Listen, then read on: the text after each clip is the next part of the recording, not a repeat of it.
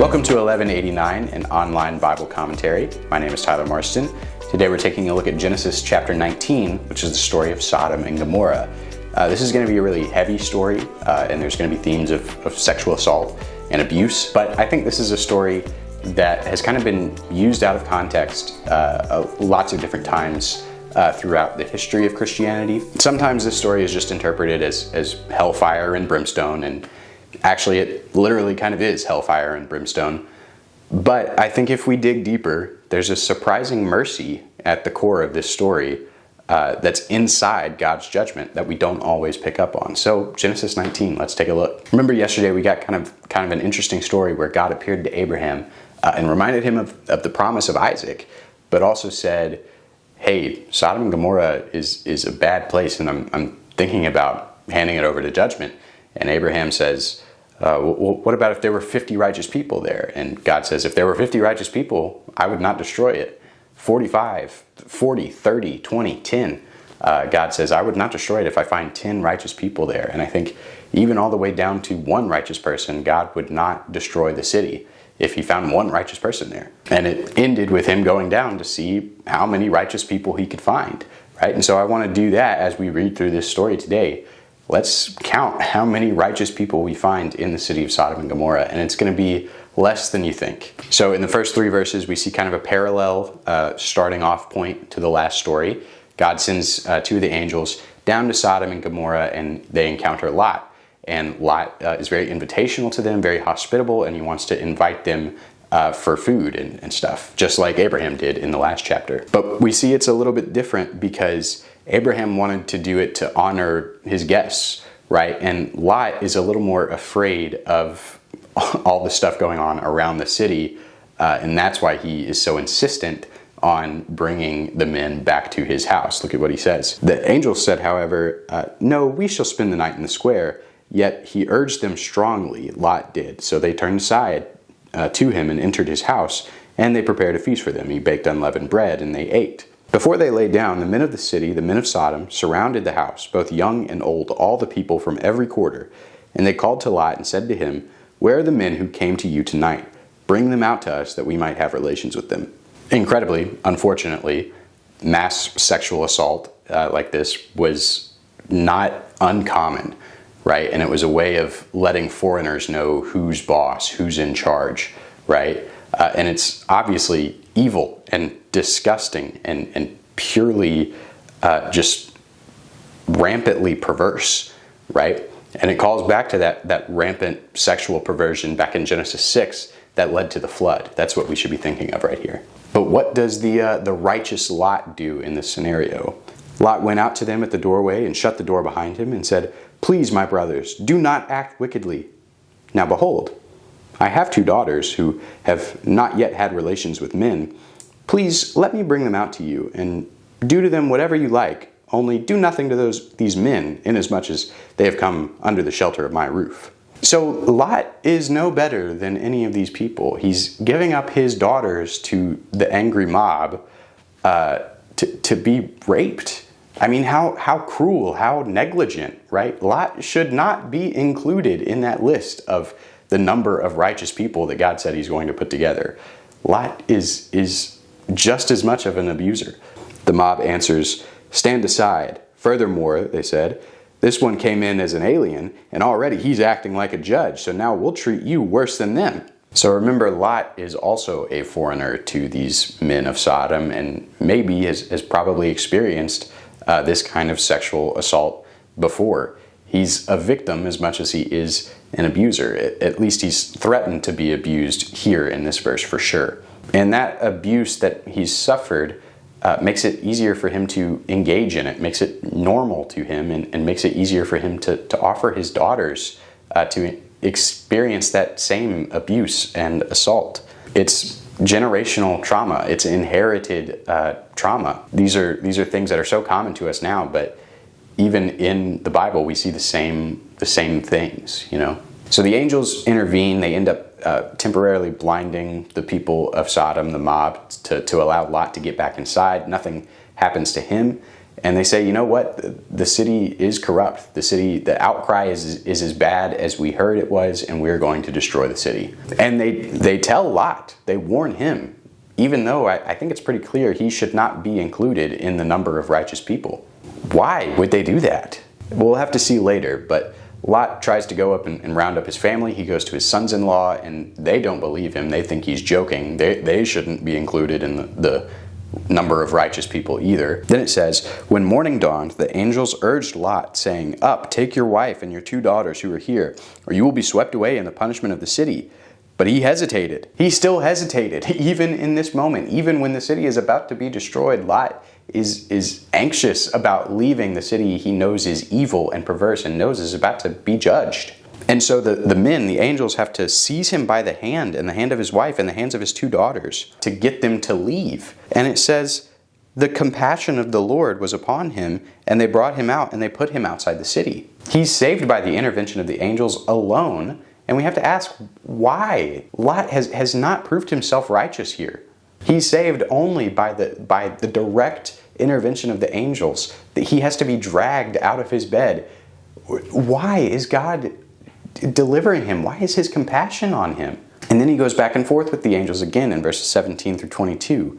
He's being delivered from this judgment that he's complicit in, and Lot is still bargaining with the angels.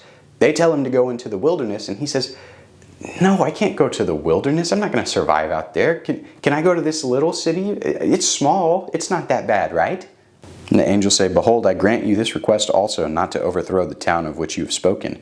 Hurry, escape there, for I cannot do anything until you arrive there." And it calls back to remembrance Lot's decision in chapter 13, where he didn't trust God. He just looked at the land and saw the look of it and tried to figure out what the right choice was. Remember, we saw with Hagar that going to the wilderness is a way for God to provide for you, a way to show that you trust in God. And it's a choice you have to make to trust in God or not and die, right? But Lot doesn't want to do that. He sees the look of the small city versus the wilderness, which looks bad, doesn't trust God, and wants to go to the city where he thinks he can provide for himself.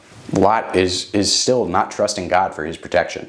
The sun had risen over the earth when Lot came to Zoar. Then the Lord rained on Sodom and Gomorrah brimstone and fire from the Lord out of heaven. And he overthrew those cities and all the valley and all the inhabitants of the cities and what grew on the ground.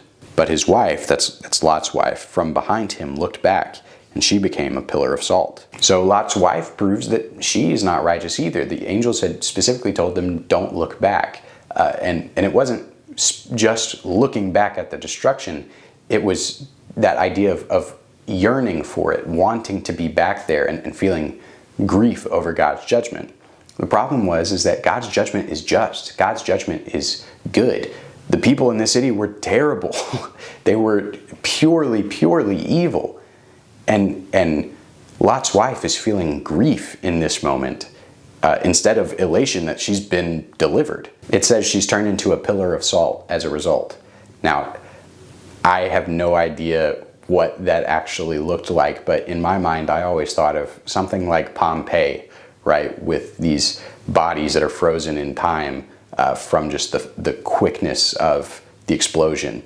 And I always imagine something like that happening to Lot's wife, because it would have been a natural consequence of her decision to look back and grieve over the city. But now we have to answer the question, why did God choose to save Lot? I mean, Lot was not righteous. Giving up his daughters to the mob, even though he was probably also a victim too, is despicable and it's horribly cruel. Why did God deliver him? Verse 27 says, "Now Abraham rose early in the morning and went to the place where he had stood before the Lord, and he looked down towards Sodom and Gomorrah and towards all the land of the valley, and he saw, and behold, the smoke of the land ascended like a smoke of a furnace. And thus it came about, when God destroyed the cities of the valley, that God remembered Abraham and sent Lot out of the midst of the overthrow, and he overthrew the cities in which Lot lived." Did you notice that? It's because God remembered Abraham that he sent Lot out of the city. God saw Abraham's righteousness. God saw Abraham's faithfulness and obedience. And he saw Abraham's love for Lot. That's why he rescued Lot, not because of anything Lot had done. Lot was just as bad as the rest of them. Through the Bible, we constantly see God having mercy on people that don't deserve it, not because of their actions, but because of the actions of his righteous covenant partners. Those covenant partners serve as a mediator and a righteous representative of a sinful whole. We see this all the time in the Bible, right? The Israelites in the wilderness, when they're complaining and grumbling and they build the golden calf, an idol, because of Moses' intervention, because of Moses' righteousness and pleading with God, God spares the Israelites. Moses is the righteous representative of the sinful whole. And the stories of the kings of Judah are terrible. They set up idols. They encourage the people of Israel to worship these idols, to turn away from the one true God. And it says constantly that they kept inheriting the throne and kept getting blessed by God on account of what David did, their ancestor, right? David was the righteous representative of that sinful whole. Ultimately, we, as sinful and screwed up as we are given salvation and restoration to God through the work of Jesus Christ on the cross. He was the righteous representative of a sinful whole. And in this story, Abraham is the righteous representative for Lot, that God rescues Lot and has mercy on Lot, not because of anything Lot has done, but because of Abraham. And this story really does end in tragedy. Lot does not take the deliverance, the miraculous deliverance he was given that he does not deserve. He kind of abuses that mercy. Lot went up from Zoar and stayed in the mountains with his 2 daughters with him, for he was afraid to stay in Zoar. And he stayed in a cave, he and his 2 daughters. So Lot ends up in a wilderness anyway. Even after all the bartering he did with the angels, he's afraid to stay in Zoar for some reason that we're not told. And again, that fear shows that he's not trusting in God.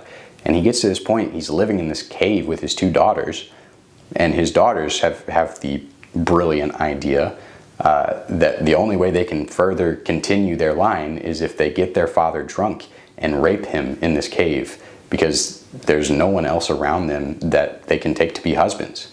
So again, the final part of this story shows that Lot's daughters were not even righteous, right? They were willing to rape their father to get what they wanted. Of course, it's a cyclical result of the abuse that they've suffered and that their father had suffered before them. But these sins bring about the nations of the Moabites and the Ammonites, who are going to be future enemies of Israel. And there's going to be a lot of warring between the Israelites and the Moabites and the Ammonites. So altogether, Lot has one screwed up family and squanders the mercy, the crazy mercy he was given. Remember in chapter 18, we saw that God would spare a city on account of 10 righteous people, probably even 1 righteous person. And in chapter 19, we saw 0 righteous people. Instead, we just get cycles of abuse and trauma that results in God's judgment, just like the flood story back earlier in Genesis. And yet, God still attempts to save Lot and his family, not on account of their righteousness, but on account of Abraham's. We serve a God who does not punish the righteous on account of the sins of the wicked, but does have mercy on sinners on account of the righteous. Let me say that one more time. God does not punish the righteous on account of the sins of the wicked, but he does have mercy on sinners on account of the righteous. That is a surprising mercy, and that is something that we can all experience because we are all sinners, but through the death, burial, and resurrection of our Lord Jesus Christ, the righteous representative of a sinful whole of humanity, we can experience that same surprising mercy.